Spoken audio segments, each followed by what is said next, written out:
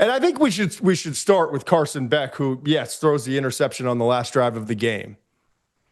And it's not the ending that they wanted. But my gosh, when they put that money into that young man and kind of the early returns and not knowing how his elbow was going to respond and some of the off the field stuff. And, I don't think it was until August where they kind of knew, we definitely got the right guy.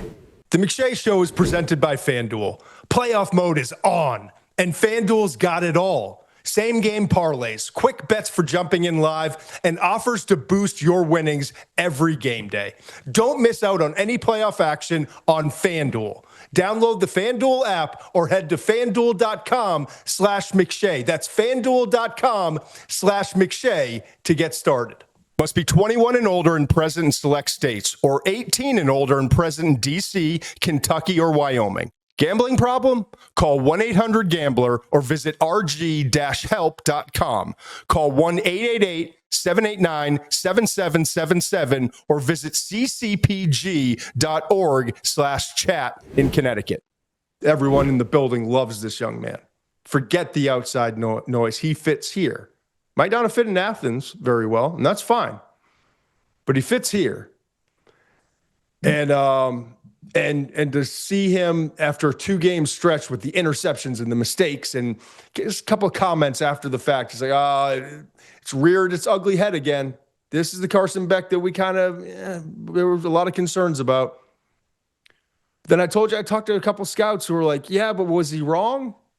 Is he maybe trying to fuel the fire of like, hey, this is the bar, this is the excellence, let's match it, or either match it or we're not going to make the run that we expect to make. And everyone started to match it. And this team went on an unbelievable run. End of the regular season into the postseason. Very fortunate to get in, not because of resume, but only because it was them versus Notre Dame. And it feels like in the history of college football, Notre Dame always wins that. There's always but that's fair. Well, we don't care if you played head to head. Forget about that. That was early in the season. Notre Dame's finishing strong. This is rich in tradition, like all that bull that doesn't exist anymore, and nor should it. It doesn't matter what era we're in. Like, it's a single season. So the fact that they get in and then make this run and beat the team, A&M, Kyle Field, man, gusting winds, tough day, get the win. Ohio State, best team in the country, right? But they just lost to Indiana, but they're still the best team in the country, right? That's the mindset. That's what everyone thought. Then Oregon, kind of the sleeper team. Maybe they've got the number 1 quarterback. Knockout blow. That was Ole Miss. They beat Ole Miss. Indiana beat Ole Miss. I'm sorry, Miami. I'm sorry, Indiana. Yeah. That's right. Ole Miss. Ole Miss was the Disney story. Ole Miss was the great ending. Yeah, it was also the Disney's like maybe. Oh, right. Yeah, Ole Miss is destined. Knock them off. Sorry, I was going down the Mendoza train, which was Alabama, then Oregon. So it's been an awesome run. It was an awesome run for Miami this year. And if Mario Cristobal carries this on, it will be Carson Beck and this team that I can't stand the U is back and and I won't do it because I've got a blue thumb tonight. And if you're just starting to watch the show, yes, so good. I sliced my hand and had 6 stitches earlier today. But it's late in the season. Everyone's playing with injury. All right, listen, are we doing we're going to do the rosy recap of the season right now for Carson Beck? Or can I be real about the Carson Beck experience? Go. Kind of meh. Like, he helped himself more than he hurt himself this year. I think the Ole Miss game is a big step for him. So it's not like I don't think that he improved his draft stock or became a better player this year. But there are things I'm eager to see the tape from this game because Indiana's playing all kinds of zone, and Carson Beck with all those snaps and all that experience should be a quarterback that's able to decipher and pick apart that zone with short to intermediate passes, but he wasn't able to. I'm dying to see this tape because he had all the time in the world. You're right. He had time. My guess is that he also wasn't doing that. It was because Indiana wasn't respecting the vertical passing game at all, which has been a real weakness for him. And I'll tell you this about him.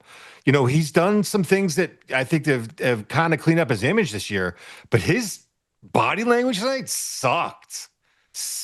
There's that prep school face again. And it was like, listen, I just don't know what to say about it. I don't want to be the old guy yelling at the clouds and act like this is the biggest thing that's ever happened. It's not. It's a small part of what we're talking about, okay? I want to be upfront about that. But it's also, you're a guy who already has a kind of a reputation for this.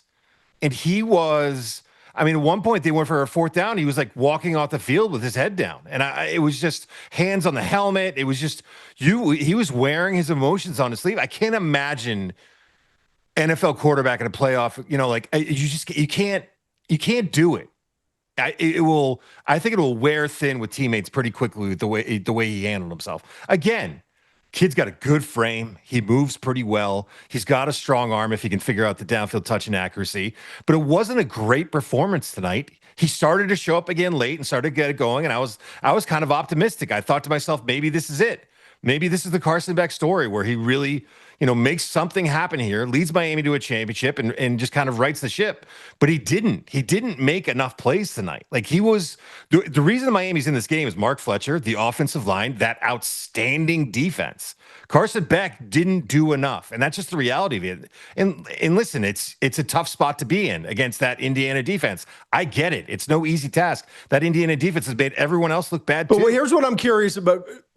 I don't disagree with you. What I really want to see on the tape, and we've got a whole draft season to uncover it, because if he's not the third quarterback in this class, he's the fourth or the fifth.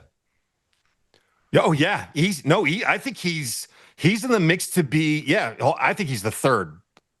I definitely think he's the third quarterback to go. Okay, but what I want to see more is, in there, yeah, because Malachi Toney don't even view this as any kind of shot. Malachi Toney's game is the quick game, screen game, like short and yards after catch. Right.